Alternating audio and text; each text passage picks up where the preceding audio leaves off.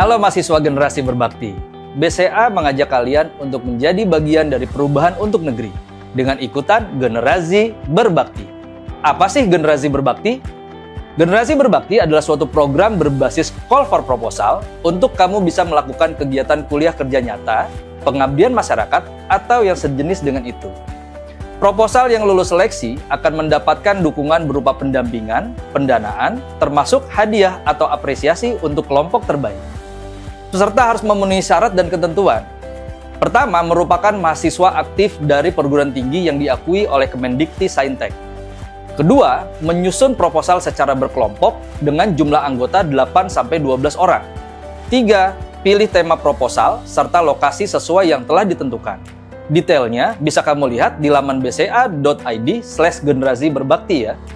4. Isi formulir pendaftaran yang bisa kamu akses juga di laman bca.id/generasi berbakti.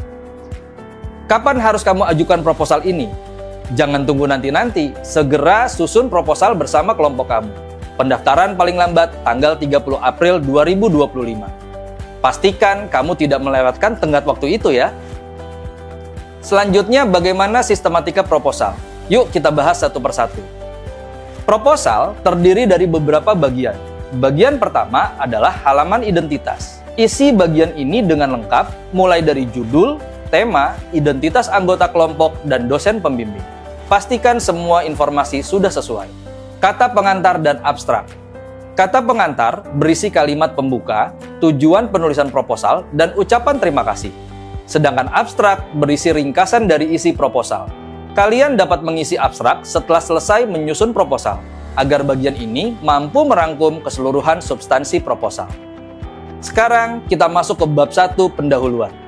Bab ini menjadi fondasi utama dari seluruh perencanaan program kalian. Jadi penyusunannya harus jelas, sistematis, dan logis ya.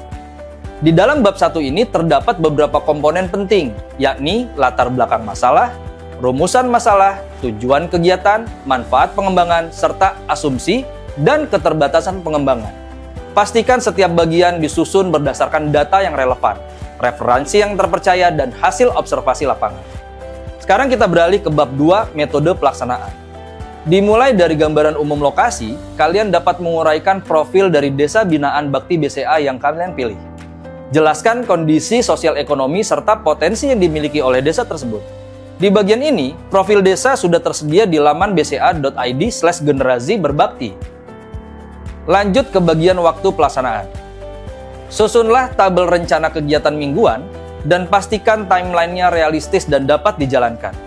Kemudian, di bagian metode pelaksanaan, jabarkan cara kalian mengumpulkan data untuk mendukung pelaksanaan program, metode yang digunakan dalam program, serta bagaimana hasilnya akan dianalisis. Beberapa metode yang bisa kalian pilih antara lain ada metode observasi, wawancara, community based research atau CBR, dan metode lainnya, selama relevan dengan rumusan masalah kalian. Bab 3, program kerja dan RAB. Nah, ini dia bagian yang tidak kalah penting. Pada bagian ini, kalian diminta untuk menjelaskan secara detail tentang program kerja yang ingin dijalankan. Supaya lebih rapi dan mudah dipahami, kalian bisa menyusun rencana program kerja ke dalam tabel yang telah tersedia. Kalian juga perlu menyusun rencana anggaran biaya atau RAB. Pastikan anggaran yang disusun masuk akal, efisien, sesuai dengan skala, tujuan program yang dijalankan. Di bab 4, terkait keberlanjutan program, kalian bisa mengaitkan program kerja yang kalian susun dengan satu atau beberapa poin dari 17 Sustainable Development Goals atau SDGs. Dengan begitu, kalian menunjukkan bahwa program yang dijalankan tidak cuma berdampak jangka pendek, tapi juga punya kontribusi nyata untuk keberlanjutan di masa depan. Sampailah kita di bab 5 penutup. Di bagian ini, kalian diminta untuk menyampaikan kesimpulan, sekaligus harapan terhadap program yang diusulkan. Gunakan kesempatan ini untuk menunjukkan bahwa kalian optimis pada program yang diusulkan dan siap turun langsung ke lapangan untuk mewujudkannya. Terakhir, daftar pustaka dan lampiran. Jangan lupa untuk menyertakan sumber-sumber dari data yang kalian gunakan di dalam menyusun proposal. Gunakan format Harvard APA Style untuk daftar pustaka. Kalian juga bisa menambahkan lampiran yang relevan dengan kegiatan ini. Semoga panduan ini bikin kamu lebih mudah menyusun proposal. Yuk, bergabung menjadi bagian dari generasi berbakti, generasi muda yang siap memberi dampak untuk Indonesia. Untuk informasi lebih lengkap, kunjungi bca.id/generasi berbakti.